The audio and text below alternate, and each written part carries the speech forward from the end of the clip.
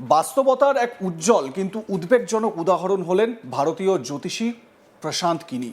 নিজেকে রাজনৈতিক ও ভূ রাজনৈতিক ভবিষ্যৎ বক্তা হিসেবে তুলে ধরা প্রশান্ত কিনি সামাজিক যোগাযোগ মাধ্যম এক্স হ্যান্ডেলে পরিচিত নাম। অ্যাস্ট্রো প্রশান্ত 9 হ্যান্ডেলে তিনি নিয়মিত ভারতীয় রাজনীতি, আন্তর্জাতিক ঘটনা প্রবাহ এবং তারকাদের ভবিষ্যৎ নিয়ে ভবিষ্যৎবাণী করেন। তার অনলাইন ব্যক্তিত্বের একটি গুরুত্বপূর্ণ দিক হলো তিনি নিজেকে কখনো ডেভিলস অ্যাডভোকেট, কখনো আবার টাইম ট্রাভেলার হিসেবে উপস্থাপন করেন। এই রহস্যময়তা ও নাটকীয়তাই তার জনপ্রিয়তার বড় উৎস। তবে সাম্প্রতিক সময়ে প্রশান্ত কিনির নাম সবচেয়ে বেশি আলোচনায় এসেছে এক ভয়াবহ দাবিকে ঘিরে। তিনি বলেছেন মুখ্যমন্ত্রীর ফেব্রুয়ারি 2026-এর মধ্যে মৃত্যু হবে। বুধবার সকালে মহারাষ্ট্রের পুনে জেলায় একটি বিমান দুর্ঘটনায় 5 জনের মৃত্যু হয়। নিহতদের মধ্যে ছিলেন উপমুখ্যমন্ত্রী অজিত পাওয়ার। এই মর্মান্তিক ঘটনায় যখন দেশ জুড়ে শোকের আবহ, তখনই সোশ্যাল মিডিয়ায় প্রশান্ত কিনির একটি পুরনো পোস্ট ঘুরে বেড়াতে শুরু করেছে। প্রশান্ত কিনি তিনি এই ভবিষ্যৎবাণীটি নাকি করেছিলেন। 2025 সালের 8ই নভেম্বর করা সেই পোস্টে তিনি লিখেছিলেন, some Indian veteran politicians who once served as chief minister or central minister may perish in between December 2025 to February 2026. Ajit পাওয়ারের মৃত্যুর খবর প্রকাশের পরপরই প্রশান্ত কিনি দাবি করেন তার ভবিষ্যৎবাণী সত্যি হয়েছে। নতুন একটি পোস্টে তিনি লেখেন,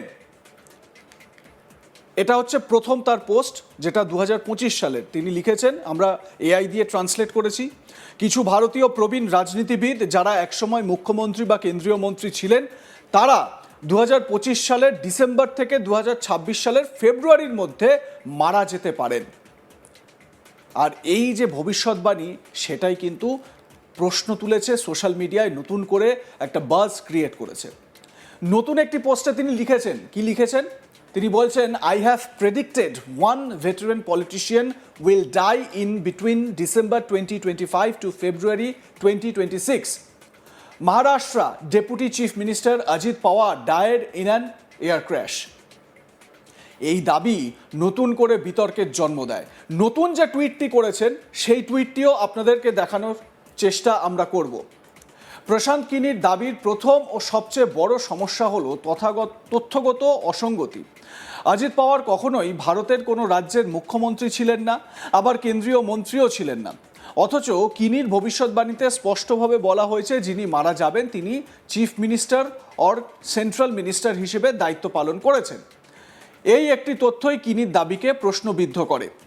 দ্বিতীয়, ভবিষ্যৎবাণীটি ছিল অত্যন্ত অস্পষ্ট, যেখানে কোনো ব্যক্তির নাম নেই, কোনো রাজ্যের নাম নেই, কোনো ঘটনার ধরন নেই, এমনকি মৃত্যুর কোনো কারণও উল্লেখ নেই। ভারতের মতো বিশাল দেশে যেখানে প্রতিনিয়ত প্রবীণ রাজনীতিবিদরা অসুস্থ হন, দুর্ঘটনার কবলে পড়েন বা স্বাভাবিকভাবে মৃত্যুবরণ করেন, এ ধরনের ভবিষ্যৎবাণী আসলে সম্ভাবনার ওপর দাঁড়িয়ে থাকে, নিশ্চিত পূর্বদৃষ্টির ওপর নয়। সমালোচকদের অনেকেই এটিকে বলেছেন পোস্ট ইভেন্ট ক্লেম, অর্থাৎ কোনো ঘটনা ঘটে যাওয়ার পর আগের অস্পষ্ট কথাকে তার সঙ্গে জুড়ে দেওয়া। প্রশান্ত কিনি এক্স হ্যান্ডেলের প্রোফাইল ঘাঁটলে দেখা যায় তার টাইমলাইনে এমন বহু ভবিষ্যৎবাণী রয়েছে যেগুলো ভয়াবহ হলেও অস্পষ্ট।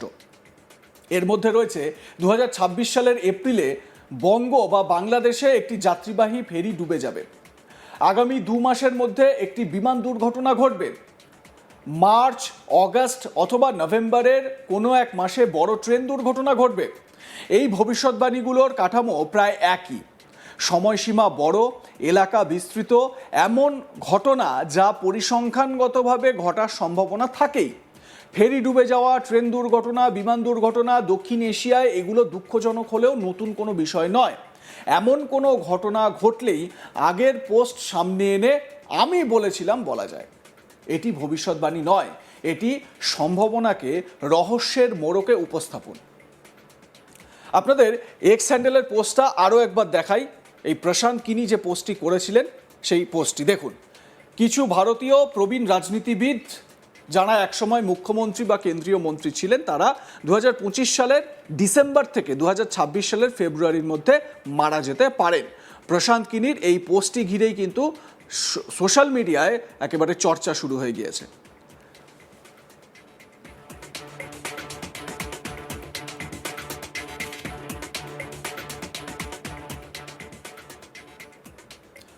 এবারে প্রশ্ন হলো, এই অস্পষ্টতা সত্ত্বেও কেন এত মানুষ প্রশান্ত কিনির কথায় আগ্রহী? এর উত্তর লুকিয়ে আছে বর্তমান সময়ের মানসিকতায়। আমরা এক অনিশ্চিত যুগে বাস করছি। অর্থনৈতিক চাপ, রাজনৈতিক অস্থিরতা, যুদ্ধ, মহামারী, জলবায়ু সংকট, কত কি। এই অনিশ্চয়তার মধ্যে মানুষ চায় কোনো ব্যাখ্যা, কোনো পূর্ব সংকেত। জ্যোতিষ ও ভবিষ্যৎবাণী সেই চাহিদা পূরণ করে। এগুলো মানুষকে মনে করায় সব কিছু এলোমেলো নয়, কোথাও কেউ জানে কি হতে যাচ্ছে। সোশ্যাল মিডিয়া এই প্রবণতাকে বহুগুণ বাড়িয়ে দেয়। অ্যালগরিদম ভয়, কৌতূহল ও চাঞ্চল্যকে পুরস্কৃত করে। ফলে ভবিষ্যৎবাণী যত ভয়াবহ, তার ভাইরাল হওয়ার সম্ভাবনা তত বেশি। এখানেই আসে সবচেয়ে গুরুতর প্রশ্ন, এ ধরনের ভবিষ্যৎবাণী কি নৈতিক? কোনো নির্দিষ্ট ব্যক্তি বা গোষ্ঠীর মৃত্যুর ইঙ্গিত দেওয়া জনমনে আতঙ্ক ছড়াতে পারে, গুজব ও ষড়যন্ত্র তত্ত্ব উস্কে দিতে পারে, বাস্তব সমস্যার দিকে নজর সরিয়ে নিতে পারে। অজিত পাওয়ারের মৃত্যুর ক্ষেত্রেও দেখা গেছে শোক, তদন্ত ও নিরাপত্তা প্রশ্নের বদলে আলোচনার বড় অংশ ঘুরে গেছে কে আগে বলেছিল সেই বিতর্কে। এটি কেবল একজন জ্যোতিষীর বিষয় নয়, এটি আমাদের তথ্যভিত্তিক সংস্কৃতির দুর্বলতার প্রতিফলন। প্রশান্ত কিনি নিজেকে হয়তো বিশ্বাসী হিসেবেই দেখেন, আবার অনেকের মতে তিনি মূলত একজন পারফর্মার, যিনি জানেন কিভাবে ভাইরাল হতে হয়। বাস্তবে তিনি একটি ধূসর অঞ্চলে অবস্থান করছেন, বিশ্বাস ও বিনোদনের মাঝখানে। তার প্রতিটি ভবিষ্যৎবাণী আসলে কন্টেন্ট, প্রতিটি ট্র্যাজেডি হয়ে ওঠে ভ্যালিডেশন। এই প্রক্রিয়ায় ক্ষতিগ্রস্ত হয় বাস্তবতা। প্রশান্ত কিনিকে ঘিরে বিতর্ক কেবল একজন ব্যক্তিকে নিয়ে নয়, এটি বড় একটি প্রশ্ন তোলে। সোশ্যাল মিডিয়ায় কর্তৃত্ব কিভাবে তৈরি করতে হয়, মানে কিভাবে সোশ্যাল মিডিয়াকে দাপাতে হবে, কিভাবে সোশ্যাল মিডিয়ায় ট্রেন্ডিং থাকতে হবে, কে ঠিক করে কোন ব্যাখ্যা বিশ্বাসযোগ্য, এটা কিভাবে হয়, এই প্রশ্নটাও কিন্তু মাথাচাড়া দেয়। তারপরে যে প্রশ্নটা আসে সেটা হচ্ছে, ভয় কি আজ তথ্যের চেয়েও শক্তিশালী মুদ্রা? একটি গণতান্ত্রিক সমাজে যেখানে তথ্য যাচাই ও জবাবদিহি সবচেয়ে গুরুত্বপূর্ণ, সেখানে অস্পষ্ট ভবিষ্যৎবাণী জনপ্রিয় হওয়া গভীর সংকেত দেয়। ভবিষ্যৎ নিয়ে কৌতূহল মানব স্বভাব, কিন্তু ভবিষ্যৎ বোঝার নামে যদি অস্পষ্টতা, ভয় ও কাকতালীয় ঘটনাকে প্রমাণ হিসেবে চালানো হয়, তাহলে তা সমাজের জন্য বিপজ্জনক। কিছু একটা খারাপ হবে, এ কথা বলা সহজ। কঠিন হলো কেন হচ্ছে, কিভাবে ঠেকানো যায়, আর কার কার দায়িত্ব। কোন সময় এই খারাপটা হতে চলেছে, স্পেসিফিক কি খারাপ হতে চলেছে, বিমান দুর্ঘটনা সেটা কিভাবে হবে। এই যে আভাসগুলো, এই আভাসগুলো কি দেওয়া সম্ভব হয়? প্রশ্ন হচ্ছে এইগুলোই। এ বিষয়ে আপনাদের মতামত কি জানাতে ভুলবেন না। দেখতে থাকুন আজ তাক বাংলা, সাবস্ক্রাইব করুন আমাদের ইউটিউব চ্যানেলটি, বেল আইকন প্রেস করুন নোটিফিকেশন পেতে।